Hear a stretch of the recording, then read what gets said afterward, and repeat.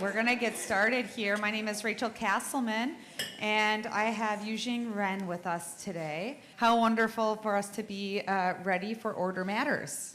Thank you, Yuqing.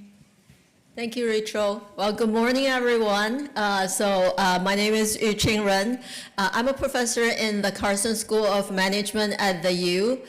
In the last 7 to 8 years, I have been doing research and teaching about artificial intelligence, particularly around business applications of AI and the social impact of AI. So most of my ongoing research projects look at how working with artificial intelligence affects us humans, as workers, as consumers, and possibly someday as young people, right, as well. And because of what I learned in my research and in my teaching, I got a little concerned. So in recent years, I also started writing short commentaries about AI and humanity. They're pretty short, like 700 words. You can find some of them on my webpage if you're interested. So full disclosure, this is actually my first experience at the conference, but I've been loving it, especially the keynote speech this morning. Well, Dr. Hannah told you about how AI might change our job. In this project, we actually will show you a little bit of how it might shape us as humans, right? So this is a joint project with my colleagues, Teng Ye and Jundong Zhang at the Carson School. And in this research, we look at how different ways of working with AI affects workers' not only productivity, the quality of the writing products, but also most importantly, our work experiences. So before I start, I'd like you to think about two questions. My assumption is everyone has used GenAI for some elements of your work and life, right? So if you think about it, what is your preferred mode of working with GenAI? In other words, do you often have AI do things first, or do you prefer to write or draw or summarize yourself first, and then use AI to complement? The second question I'd like you to think about is how working with AI has been making you feel about yourself, about working on that particular task. And because these are some of the things we try to look at in this study.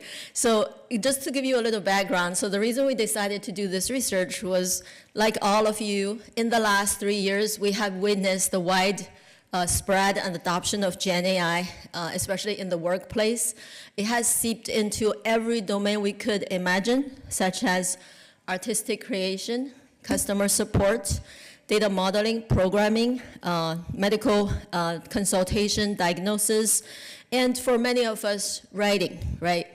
And the current empirical evidence predominantly has shown the positive impact of these tools on productivity. Basically, it's faster to do almost everything. But at the same time, we started wondering, like, all these productivity gains are happening at what cost? Also, there has been limited research, but emerging concerns with the impact of working with AI on workers. Mostly now, as of now, on blue-collar workers. If you think about Amazon worker working in its warehouse, there's a decent amount of research, but not as much on white worker jobs. So we thought we would take a look. And specifically, we're looking at 3 research questions in this project. The first question is, there are different ways of working with AI, which we refer to as AI collaboration modes. So how do these different modes of working with AI affect productivity, work quality, and worker experiences? We're also curious if there are any differences, like does it affect female versus male workers differently? What about experienced versus inexperienced workers, like entry-level people who don't have a lot of work experiences yet? And then finally, like what affects people's preferences? If we do have different preferences, what can change our preferences, right, of these 3 different modes? So in order to answer these questions, we conducted 3 studies, 3 long-line experiments. Because of time limitation, I will only tell you the findings from our main study. which is an online experiment on a platform called Prolific. So it's a great platform to recruit sort of real professional workers to be our participants and tell us about their experience. To make this sort of real or have some external validity, we try to design a real professional writing task that I'll show you on the next slide, and have professional workers to perform these tasks. And specifically, we manipulated 3 things. The first one is collaboration mode. So we randomly assign people to these 3 conditions. Doing this writing of either a report or an email without any AI assistant. You do the whole work. And then doing it in the AI first, which means you ask AI to draft it for you, and then you revise and resubmit, versus you write it, and then you have AI improve your writing before you submit. In addition, because of some of my personal experience, I just thought it would be interesting to toss in a few additional things. One is the nature of the task. Does it make a difference if you write something as formal as a report versus something as sort of formal but different form of communication, which is an email, right? Versus you write about positive topic and negative topic. So this is the task. Hopefully you can read some of those. So this is the task we came up with.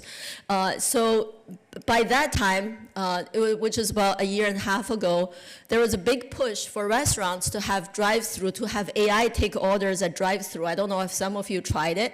It was a disaster most of the time. So there was quite a few high-profile failure cases. So we thought that would be really fun to use it. So basically, we told our participant that imagine you are working for this company called Drive AI, which is a company that specializes in using AI to provide drive-through systems for fast food restaurants.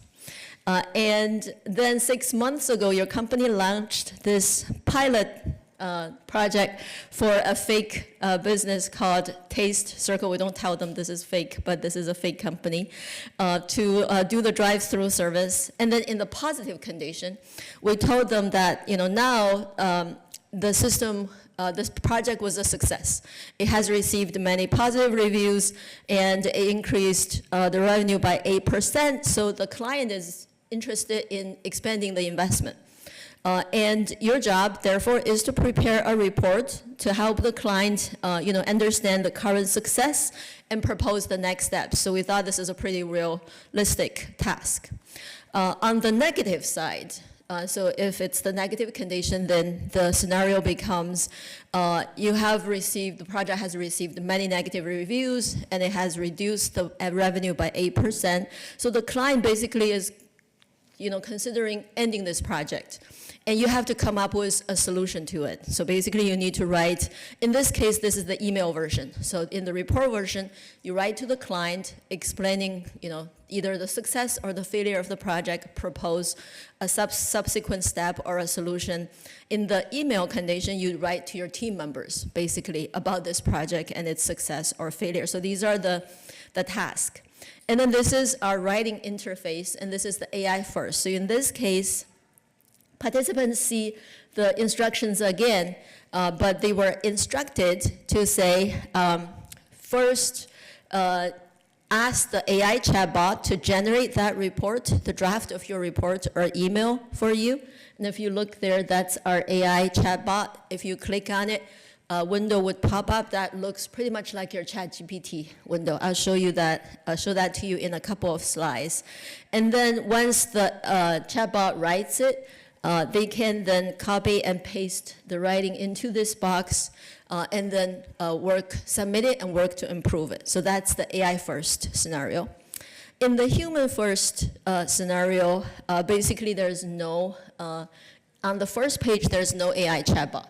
Humans are instructed to say, we need you to write the draft first, and then you need to have 100 words just to make sure people do put in a decent amount of work here. And then on the second page, once they finish that draft, they will see the AI chatbot, and they can copy-paste that to ask the AI chatbot to improve it. And it's completely up to the participants how much work they want to put into this, as long as, the only thing we control is the number of words. So this is our chatbot interface, which is built off using ChatGPT 4 So that's, when you first click it, it would say, basically, how can I help you today? And then you can give prompts, and then it will give you back answers. This is actually from our first study. In our first study, we use student subjects so that the task is more writing like feedback for the school or writing to your fellow student members. Any questions so far? If not, here's how the procedure unfolds. So this is everything's online. Once people sign up to participate in the study, they will see our consent form, learning about the purpose of the study. If they give us consent, they will do a quick attention check. Just means we want to make sure they are reading things, understanding the instructions. If they fail it, they don't get to participate. A small percentage of people did not pass that, but most did. And then we randomly assign them to a condition. And then to make sure they understand the interface and know how to work with it, we gave them a 1-minute video that matched their condition. So if they have AI, the video also talks about how to work with the AI. If they don't, then the video doesn't mention that. And then they perform the writing tasks in their assigned condition, with or without the AI agent. After they finish the whole writing task, we ask them a list of questions. One set of the questions are about their worker experiences. And we also asked about, for instance, their writing ability. We actually gave them a writing ability test to test their actual writing ability. Their writing efficacy is how competent they feel about writing themselves. And then demographics. So in the end, the whole study takes about half an hour, and we pay them $7, which is the standard rate for prolific. Some of you might ask, why do people do this? Well, a lot of people actually just out of curiosity, because some of these people are paid much better than this. I don't know if any of you is part of our study, but so this is a really important list of questions, what we ask people about their experiences. It comes from a very established psychology theory called self-determination theory. It has a lot to do with who we are as humans. Do we find meaning? How happy we are? So according to this theory, it's really, really important for us to have 3 things. As a human, also as a worker, autonomy, efficacy, and relatedness. Autonomy means we're in control. We feel like we are driving a lot of things. We're in control a lot of things. And we can take initiative. Efficacy is we feel competent. We have confidence that we can do certain things. Relatedness is our connection with others. So these are 3 key pillars of a good life. And these are some of our autonomy items. Basically, we ask people to a degree you feel like you could choose the way to do the work. You're free to express your ideas, or you feel limited in how you could do this, right? So it's all task autonomy measures. For efficacy, we ask people the degree to which they feel competent, they feel a sense of accomplishment, or they get a chance to show how capable they are. So these are all very established. We also have a stress measure. So we thought, maybe using AI could provide some stress relief. Maybe by using AI, we're not as stressed in our work. I don't have the questions here because most of it actually was no effect. But in that, we asked people how did you feel nervous about performing this task, your stress level of performing this task. So a total of 739 people participated. Again, on Prolific, these are mostly professional workers. We particularly chose people who are in the IT field, who are project manager, product owner, because we feel like they have the experience to really put themselves into that role. We also expanded a little bit into people in marketing and HR, just so that we have a big enough sample. 122 people did not pass the attention, but the rest did. So among these, a little over 600 participants. It's pretty even split in terms of gender, and I'm really happy that we have actually a pretty even distribution in terms of age. From 19, you have to be 18 to be part of the study, to above 50. And more than half of the people have a college degree, actually a third having a postgraduate degree. And then most people have used GenAI. Actually, 3/4 use GenAI frequently in their own experience before the study, right? So what did we find? I'm going to walk you through a number of graphs. They all look a little bit similar. You'll see a lot of 3 bars. So let me walk you through these 3 bars. But what's different is the y-axis. So the x-axis is our collaboration modes. So remember, we have 3. So the red one is AI first, is whatever people reported when they were assigned to have AI do the task first. The second one is human first, and the last one is no AI. It's always that order. So this one shows the impact of using AI on productivity, which is basically how much time people took in completing the task.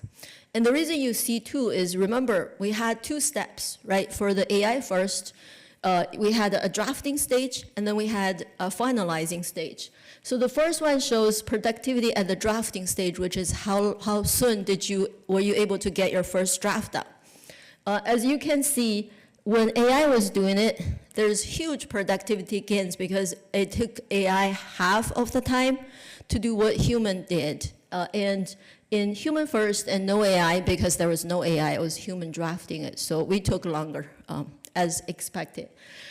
So by the way, the p-value, if you see a p-value that's smaller than 0.05, it means statistically it's different. Otherwise, it's not. So for example, between the blue and the gray bar, the p-value is 0.1. That means even though you see some difference, that's not statistically meaningful. There's no difference because humans were doing it in both conditions, right? So this is where the interesting story happens. When we look at the whole process, when AI was doing it, yeah, AI can get it done very fast. But if human had to look at AI work and try to make it better or to make it sort of feel like my work, that productivity gain disappeared. So if you look at these p-values, basically, when human does it first, yes, it's the most time-consuming, that it takes the longest. But when AI does it first, once human had to look at AI generate work and make sure it's good before submitting, it actually took longer, not shorter, than the no AI condition. And the no AI condition, the reason it's the shortest because it's just 1 step. You write it, you submit it. There are no second steps. So it could be partially driven by this 2-step process. But also, I do know there's some new research showing the word called work slop. I don't know if you've heard of it. So basically, I don't know how many of you have looked at AI-generated content and goes like, this looks good, but not right, if you know what I mean. It looks super good, but it's not right. Something's not there. So we end up, this is what Dr. Hannah was referring to. We end up babysitting AI. We had to, instead of writing our own stuff, we had to look at AI stuff and try to make sense of it and fit it into. So we think a little bit what's going on here, too. Yeah. Yes, I'm getting there. Excellent question. 2 more slides. Yeah. Okay. So the question is about did we look at how many words in the condition? It was very. You probably would have guessed it, but I'll show you. So this one shows our key question, which is okay. There's some productivity gains at some stage, but overall, how does this make us feel like, or at least make our participants feel? So these differences might look small, but they're statistically meaningful. So the first one is people's self-reported autonomy. So this is people saying, this is how much control I feel like in doing this thing. Second one is efficacy, is how competent I feel about myself and my ability after I finish the task. And this is the level of stress. So let's look at stress first. No statistical difference, at least for our, which means AI did not seem to reduce stress. We later split it further. Actually, there seem to be some heterogeneity effects, which means for some people, it might actually reduce stress. For some people, it might actually increase stress. But I'm not going to bore you with the details here. Instead, I like to focus your attention on the first and the second. So the first one is, interestingly, using AI doesn't seem to have much an impact. So basically what we find here, it's not whether you use AI or not. it's how you use AI. So the key differences here for both autonomy and efficacy is between the red bar and the blue bar. And if you compare the two, what happens is when we have AI do things first, it reduces both our autonomy and our efficacy, which in a way makes sense. Because if AI is doing it, then we have sort of less control, at least in the beginning, and we have less of an opportunity sort of to, show what we're able to do. And so that's one of our main findings. And this is your question about number of words. So we measure word quality, sort of the complexity of what's produced, right? There's also work quality that matters. So we look at work quality using 3 measures. The first one is simply the length of it, total number of words. The second one is average character per word. So this is basically the complexity of the writing. It's like, are you using more longer words, shorter words? The higher the bar means the more longer, complicated words are used. And the last one is an index called ARI. So it's basically a reading level. It's which grade level is required to be able to comprehend this. And that number corresponds to grade level. So let me sort of walk you through this together. The first one is the use of AI, regardless of mode, led to significantly longer written products. And AI first actually led to the longest. Those of us who have used it probably is not surprised by it, because brevity is a virtue that GenAI hasn't acquired and may never be. Even though I've told explicitly ChatGPT, like, give me a brief answer, it could do it the right next step, but then it goes back. And so in terms of not only it wrote longer, it actually used a lot more complicated word, as shown here. And also, as a result, so there's no difference between AI first and human first, but there's a substantive difference between using AI versus not using AI. So basically, using AI caused the intended audience of your writing to go from like sort of grade 10. I don't remember the exact match here, but it was you need to have 2 higher level, grade level, to be able to comprehend what AI writes. So that's our finding. So sort of to summarize here is it wrote longer, it used a lot more complicated words, and it actually reduces the readability of the generated product, written products. So this corresponds to our title. And as a female researcher, this is a pretty fun puzzle to unpack. In the beginning, we were expecting like there might be some gender differences, there might be some age differences, but I was still a little bit puzzled or shocked when we saw these gender differences. Again, we have autonomy, efficacy, and stress here, and let's forget about stress. What's different here is we took the AI first and the human first condition. We dropped the no AI condition, because that's where we find the differences, and we try to answer the question of, okay, AI seemed to have reduced autonomy and efficacy a little bit for our workers, but who are more vulnerable to this? So we look at by gender, and the red line is our female participants, and these are the arrow bars. Which just means, because there's a variance, right? Not everyone's the same. And the blue ones are our male worker. You could see that reduction happened to both genders, but it was only statistically significant for our female participants, which means most of this reduction in worker autonomy and efficacy affect primarily female worker, because if you look at these arrow bars and these arrow bars, there's a huge drop. We calculated it's about 6% reduction. And then also you see the big difference here. So some of you might be thinking, actually I've heard this comment somewhere else, yes, which is, yeah, you use the tool, it saves you a lot of time, and you lose a little bit of autonomy and efficacy, so what? Why should we care, right? So, and then the other question for us is, why are we having these differences? To me, that's more important. Like, I'm like really wanting to find the answer. So we came up with a number of hypotheses, and we collected some additional data. I think we have some answer to it. And a lot of the factors turned out not to be valid. So for instance, we thought maybe women are better at writing than men or care about writing. I'm sorry for stereotyping to our male audience, but none of it was true. However, we did identify 2 gender differences, which I thought is very important in today's world to think about. The first one is we discovered that female and male tend to have different attitudes about AI. So for example, male tend to have more positive attitude about AI in general.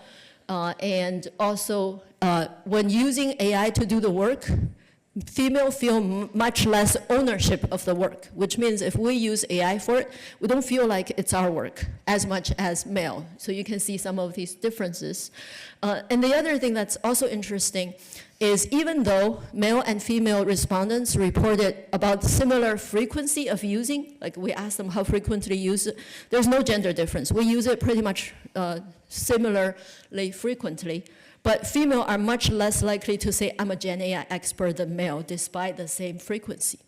The second one is something I resonate very well, which is another gender difference is in psychology, there's this notion called instability of the self. So this is a measure of like one's self-perception and self-worth, how stable it is.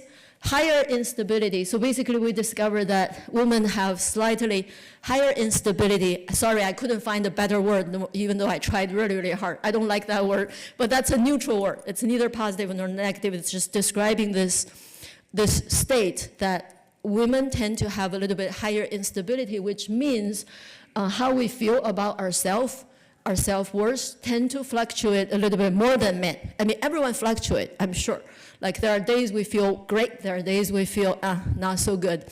It happens to everyone, but we tend to have a little bit more of that, which means we're more sensitive, vulnerable to what happens around us and our relationship with others, including AI. However, we did not find any significant differences in terms of gender in writing ability, writing efficacy, how much people pay attention to style of communication, emphasis on process versus outcome. So these are the other hypotheses we came up with.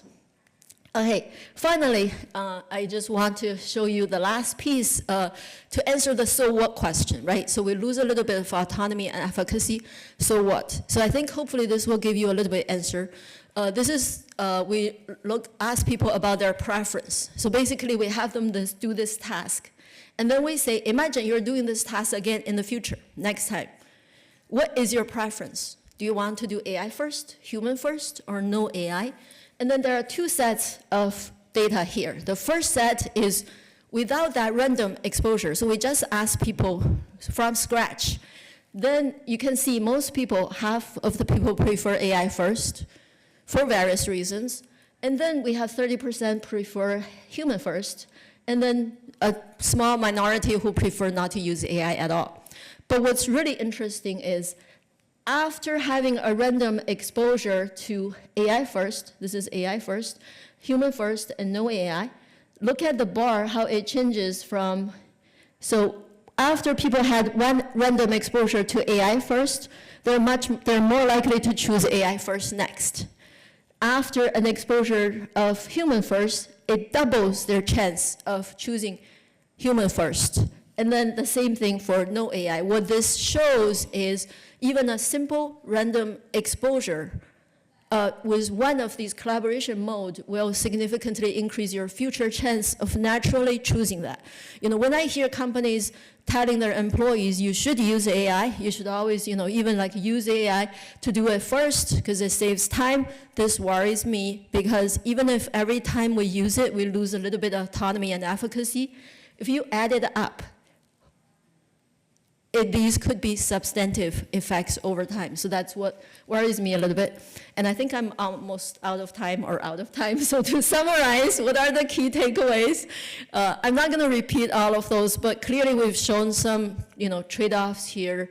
And we've shown like how powerful a random exposure of, you know, working with AI in certain ways could affect you.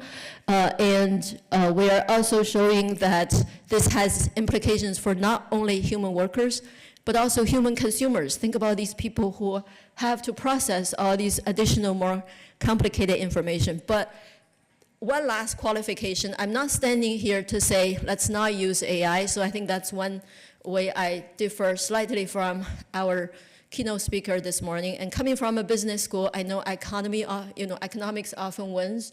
So I think it's like my punchline for you is, yes, AI is part of AI is inevitable or even can be beneficial as long as we're very mindful of when to use it and how to use it. I'll end here. Thank you.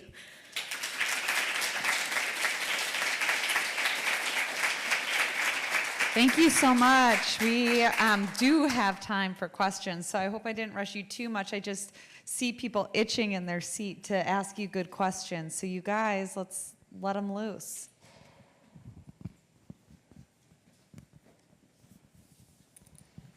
So when you were looking at the gender differences, I wonder if there's any way to understand if that is like an American first assumption based on the efficacy, autonomy, and if we would see similar results on a more global survey.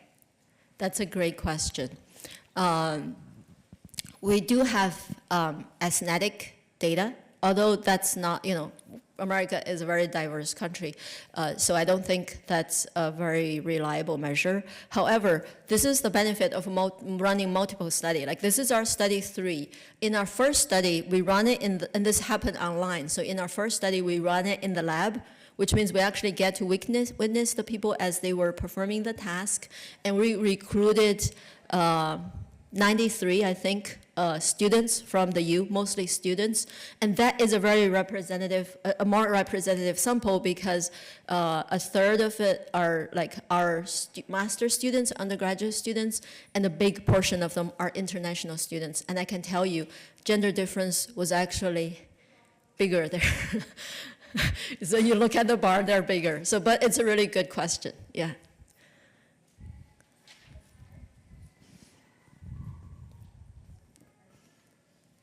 So you showed us a lot of p-values for different comparisons. You're doing lots of multiple comparisons. I'm wondering if you did anything to correct for the problem of multiple comparisons, Bonferroni correction, or Tukey, something like that, to make sure that you're not seeing significance where there isn't. Yeah, that's a great question. Thank you. So for those of you who don't do statistics, what's going on here? So the question is, if you think about it, we did a lot of what we call pairwise comparison. If you have 3 conditions, then you have 3 times 2 divided by 2, that's 3 pairwise comparison, right?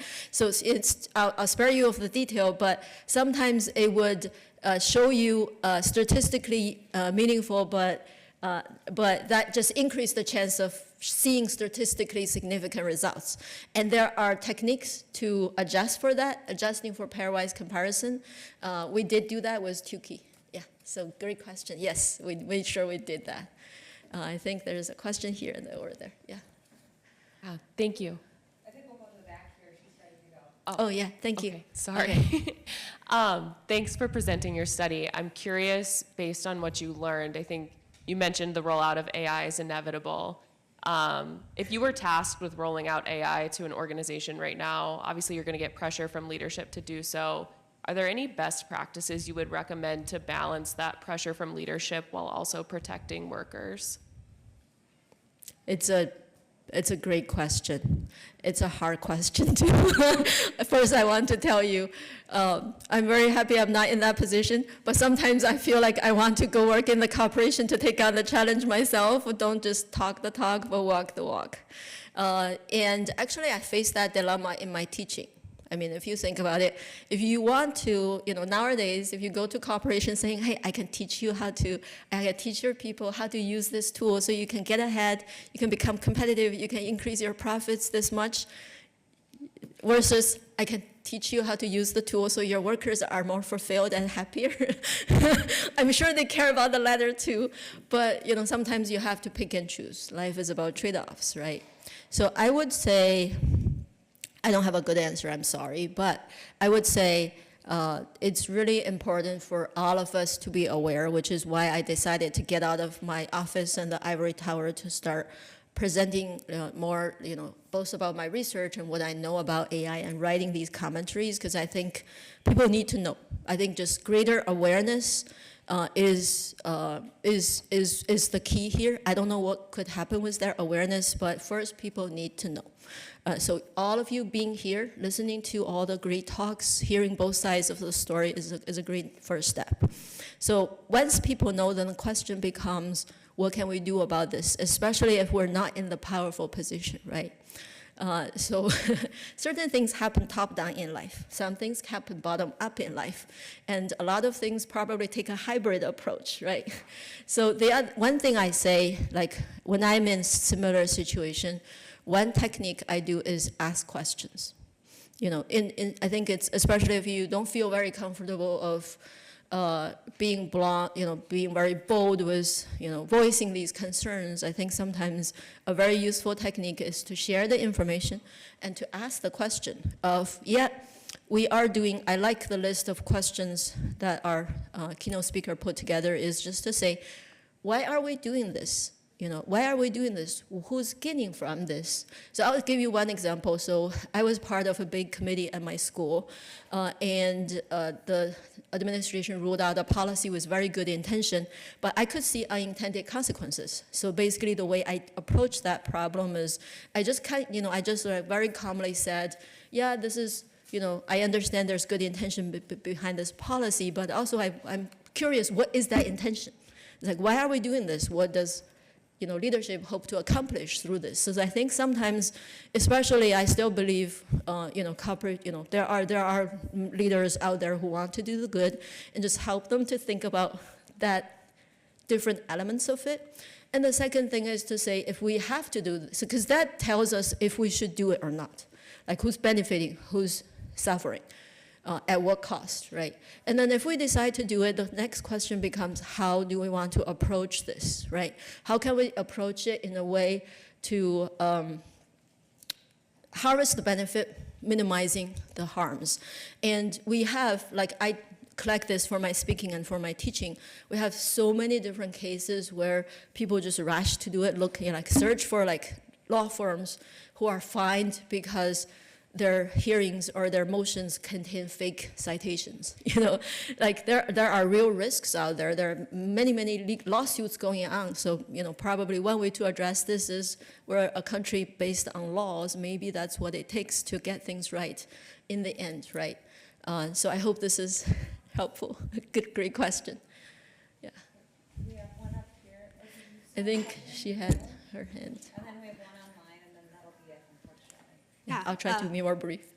Thank you for this presentation. And my question is more wondering if you have or measured someone's kind of knowledge of using generative AI to get the types of things that they want. So something that sort of was flagged in my brain when you were going through the work quality and talking about the number of words. And so for something that I usually do is ask for it to usually reduce my writing, right? So for me, it actually works the opposite usually. And then I usually asked it to be at like an 8th grade reading level, so reducing that complexity of words.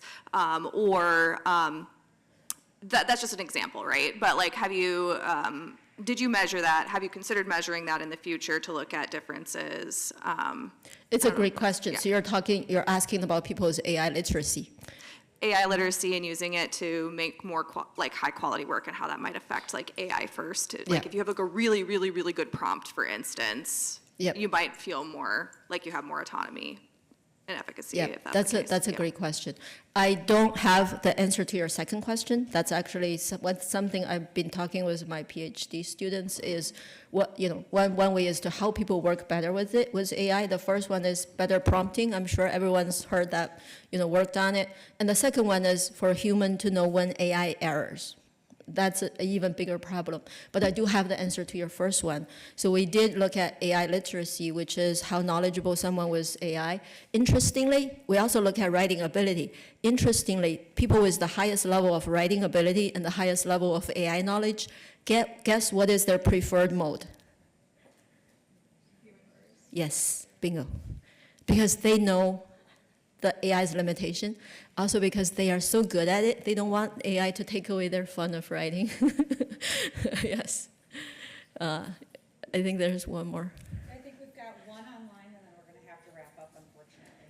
I'm happy to talk offline too. Yeah. If employees received AI training, do you think this could impact how they feel about their efficacy? Oh, that is a great question. So the question is, if you have AI training, it depends on the type of training, right? So, yeah, I did not look at that, but that could be an interesting new project to add to it. But like based on my understanding of the mechanisms here, I don't think AI trainings alone, assuming it's like teaching you how to work with AI, is gonna change much of our result here. But if AI training means teaching people when to use it, how to use it, and then choosing the right way to use it, because everyone's different. I'm definitely not saying, oh, all of you should do human first. I can tell you there, like, you know, for people who are not comfortable with writing, who dread writing, who have big writer's block, AI first could be wonderful. So I think there's a lot of like individual differences here. So yes, for some people maybe, but I still think, you know, my analogy here is how I lost my math ability to calculators. Seriously, my math ability after like elementary school's here, now my math ability is here, and a big part having to do with calculators. So I think it's not necessarily a bad thing, but these tools shape us. And finally, before you wrap up, back to the early question, if you have a situation in your organization, you have concerns, the other option is you can reach out to me. I'm very happy to go into some of the corporations if there are good opportunities, and to help our corporations not only you know, do it, but also do it right and well. So thank you, everyone. Awesome.